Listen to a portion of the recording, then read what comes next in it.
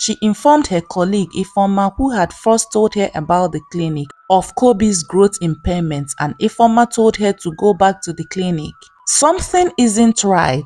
I've heard rumors, things I don't take seriously before, but now you need to find out the truth, Ifeoma told her troubled colleague Chinaza.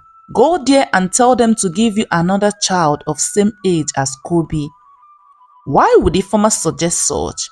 Do parents return their babies with health challenges to the hospital where they were born to be given a replacement? No, but this was a different case and anything is possible. Chinaza was an energetic and loving young woman who was married to Uzochukwu, a successful and caring man. They had been married for 5 years, and for the first few years, life was perfect. Their bond was strong and their marriage fulfilling. But once they decided they were ready to start having family, things changed. Month after month, their hopes were rose with every cycle as they tried to conceive, only to be dashed with the arrival of the month period. It was a roller coaster of emotions.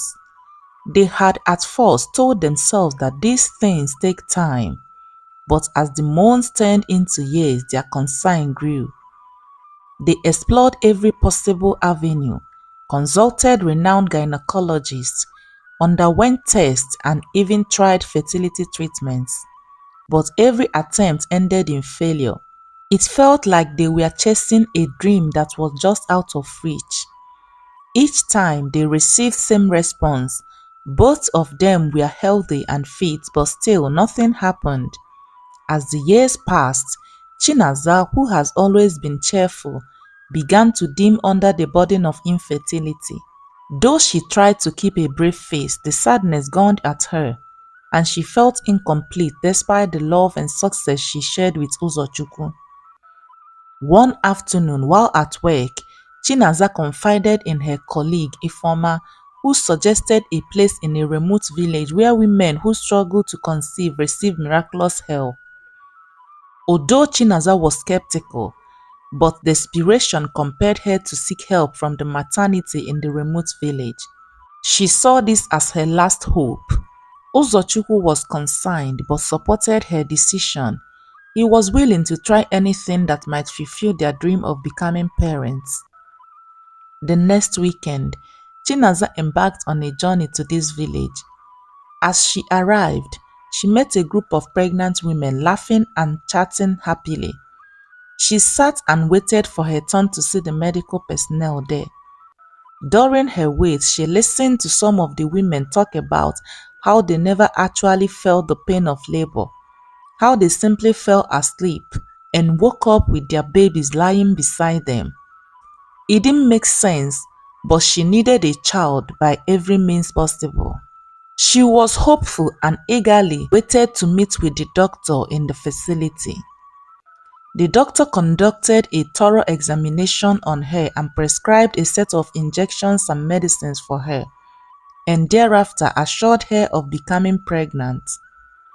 The doctor told her that if she becomes pregnant, she should only attend antenatal care at their clinic, which Chinaza agreed to without much thought because she was desperate for a child. Back home, Chinaza anxiously waited to find herself pregnant. 3 months later, she missed her period and her body began to show signs of pregnancy. Overwhelmed with excitement, she returned to the village clinic where they confirmed her pregnancy. Chinaza's heart was filled with gratitude. She thanked the doctor repeatedly and went home to share the news with Uzochukwu. When she got home, she told Uzochukwu everything, and together they started preparing for their long-awaited child.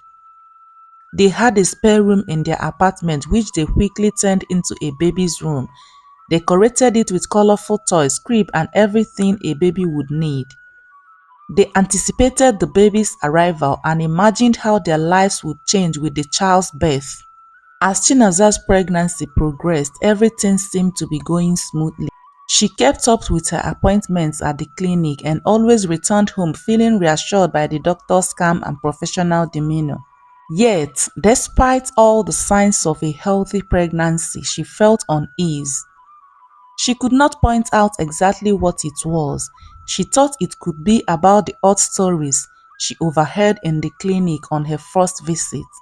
When she shared her concerns with her husband Ozochukwu, he told her the whole thing was unconventional, but they've come far and we are finally pregnant. Maybe it's just nerves. We've wanted this for so long and it's natural to be a little anxious, Ozochukwu said to her. 9 months later, and the day of the delivery finally arrived. Chinaza traveled back to the village to deliver her child. She was given a dose of medication, which was meant to help her manage the pain and make the delivery smoother. Few minutes after she had taken the medication, she passed out, and when she regained consciousness, a baby boy was already lying beside her. Although she was confused by her experience, but her joy overshadowed her doubts. After all these years of waiting, she finally held her baby. She and Ozochukwu brought their son home and celebrated with family and friends who shared in their joy.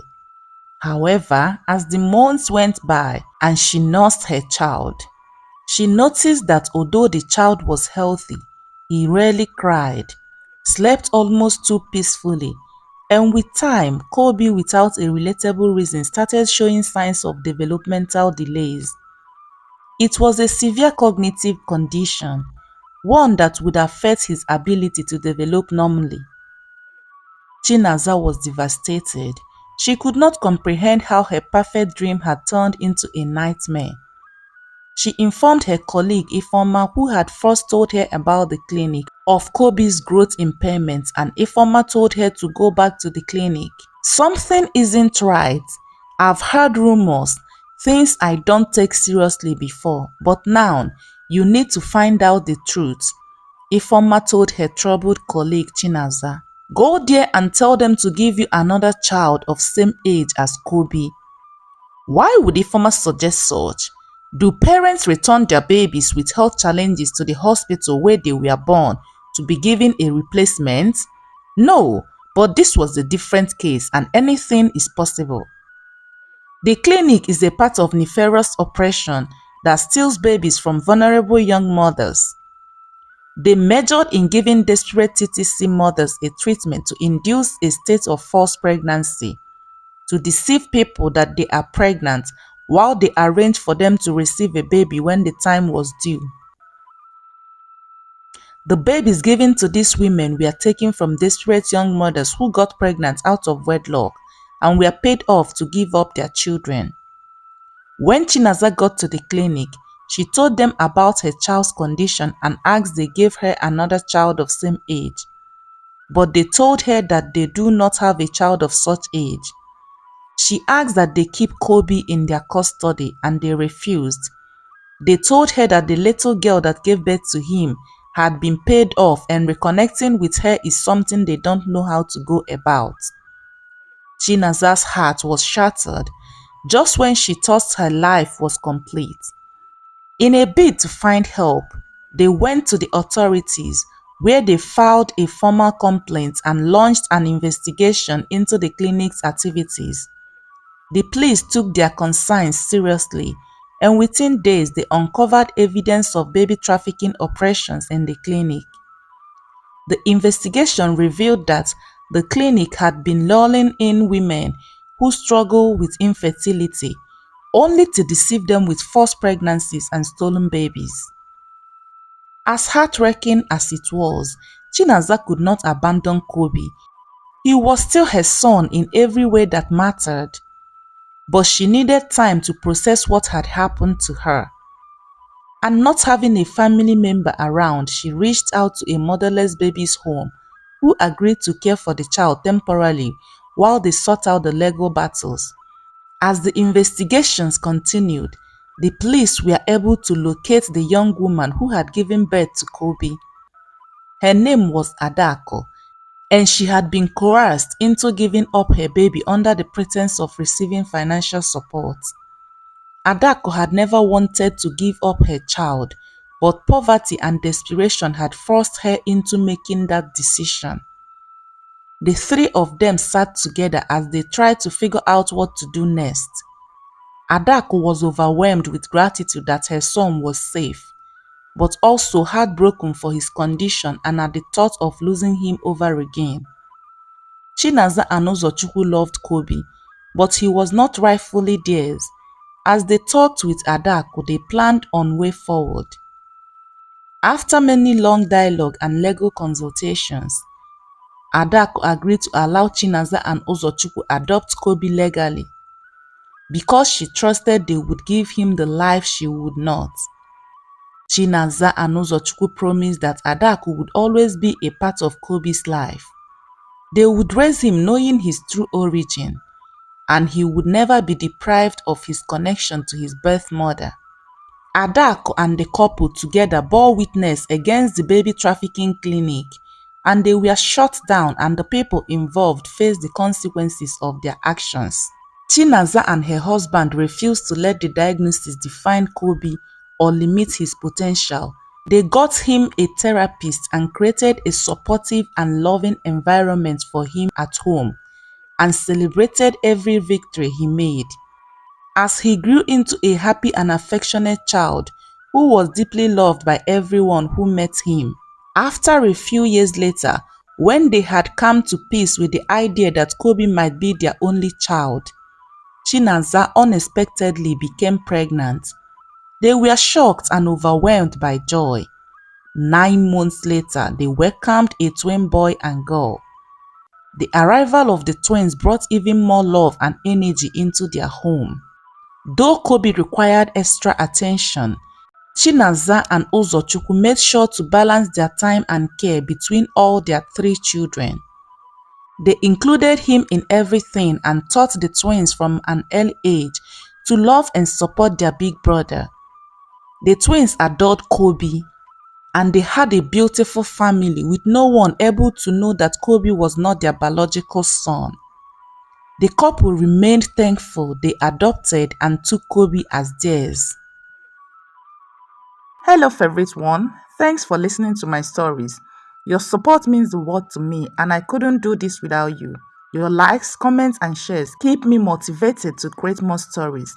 If you're new here, welcome to the channel. Don't forget to hit the like button, subscribe and turn on the post notification bell so you never miss out on any of my new stories. Thanks again and see you in the next story.